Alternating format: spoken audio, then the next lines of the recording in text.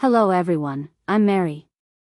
Many people buy garlic and just leave it in the kitchen as it is, without realizing that after only a short time, the garlic can start to sprout, become soft, shrivel up, or even grow mold without you noticing.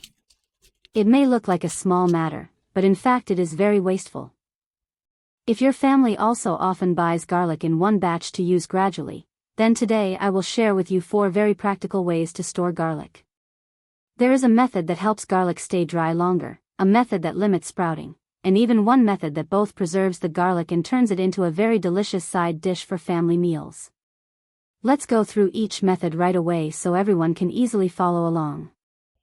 Method 1. This method is very simple, easy to do, and I think many people will like it because it is not complicated at all.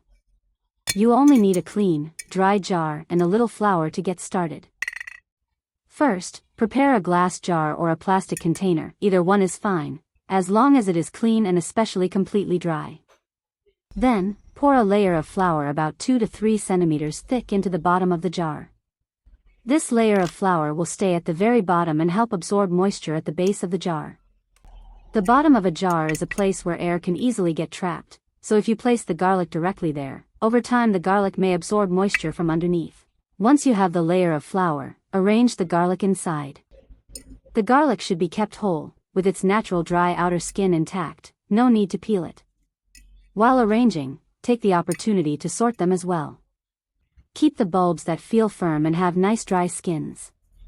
Any bulbs that show signs of bruising, softness, or excessive moisture should be set aside and used first. Do not store them together, because just a few unstable bulbs can affect the whole jar of garlic. After arranging the garlic, you can sprinkle a thin, light layer of flour on top, then add a few grains of salt. There is no need for too much, just a small amount. Then close the lid tightly and place the jar in a dry, well-ventilated place, away from direct sunlight. I find this method very suitable for families who want to store garlic neatly and cleanly. It also looks very organized. When cooking, you just open the lid, take out a few bulbs to use, and close it again. Simple but effective. Method 2. I still prepare a jar that is completely clean and completely dry, just like before. The garlic should also be chosen carefully, selecting bulbs that are dry, firm, with nice outer skins, not bruised, and showing no signs of mold or softness. Then I begin by arranging a layer of garlic at the bottom of the jar. Next comes a layer of dried bay leaves. Then another layer of garlic, another layer of bay leaves, continuing to arrange them alternately like that until the jar is full. Which beautiful country are you watching this video from? Please leave a comment and let me know. If you happen to have some whole black peppercorns at home, you can also add a few. Bay leaves have a light fragrance, so when stored together with the garlic, you will notice the jar has a very pleasant scent. It is a gentle aroma, not strong, not overpowering the smell of garlic, but just enough to make everything feel cleaner and drier. After arranging everything, close the lid tightly and store it in a dry place, away from moisture. This method is very suitable for those who want to preserve garlic for daily use in the kitchen. Each time you need it, just open the jar, take out a few bulbs, and close it again. Very convenient. Method 3. First, prepare some baking soda and some dried tea. The tea here can simply be the regular dried tea you already have at home. Then take a clean piece of paper towel or a thin clean cloth. Place the baking soda and dried tea in the center, then wrap it up into a small bundle and tie it neatly.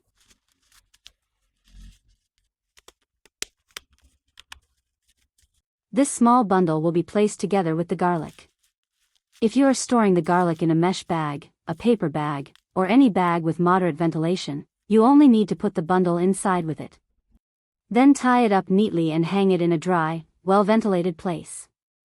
The good point of this method is that the baking soda and dried tea will help keep the environment around the garlic drier and more ventilated. When the storage area is less humid, the garlic will be less likely to sprout and less likely to shrivel or lose quality quickly. This method is very suitable for families who often buy garlic in large bags. Many times we buy a large amount at once for convenience, but if we do not know how to store it properly, after a short time the garlic is no longer as good. But if we prepare it this way and hang it in a ventilated place, we will feel much more at ease. Have you ever tried this method before? Method 4. This method is one I truly like, because it is not only about preserving garlic, but also a very good way to make use of it. Sometimes when there is too much garlic at home, simply storing it dry feels a bit monotonous. First, separate the garlic into individual cloves. While separating them, remember to check carefully. Any cloves that are bruised, damaged, showing signs of mold, or feeling soft should be discarded. If the cloves are too large, you can cut them in half. If you prefer to soak whole cloves for a nicer appearance, you can leave them whole. It depends on how you want to use them later. Next, prepare a clean glass jar. Place the peeled garlic cloves into the glass jar. When placing them in, arrange them gently so the cloves sit neatly inside the jar, but do not pack them too tightly, so that later the soaking liquid can be absorbed more evenly. Then add a little salt and some rock sugar. If you do not have rock sugar at home, you can use regular sugar instead. The sugar will help soften the sharpness of the vinegar, so when eating the garlic it has a light, pleasant sour taste and is easier to enjoy. If you like spicy flavors, add a few slices of fresh chili as well. Then slowly pour vinegar into the jar, and add a little cooled boiled water so that the garlic is completely submerged. Once you see that all the cloves are fully covered by the soaking liquid, that is enough. After that, close the lid, gently shake it so everything blends together, and place the jar in a dry place away from direct sunlight. After a short period of time, it will be ready to use. So now we have both made use of the excess garlic and created a jar of pickled garlic fermented in vinegar that is good for health. If we happen to buy too much, we no longer feel pressured to use it quickly. Just make a jar of vinegar pickled garlic, keep it in the kitchen, and everything suddenly feels much lighter. If your family usually stores garlic in a certain way, or if you have your own effective tip at home, please share it in the comments below. I really enjoy reading real tips and real experiences from your own kitchens. Who knows, from your comments I might learn another useful method. If you find this video helpful, please press the like button and subscribe to Merry Home. Thank you and see you again.